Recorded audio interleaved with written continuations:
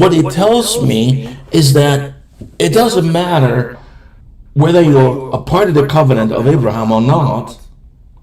God is a loving God that no matter where you are, no matter what you believe in, no matter what faith you find yourself, that even what you're going through, because God sees everything.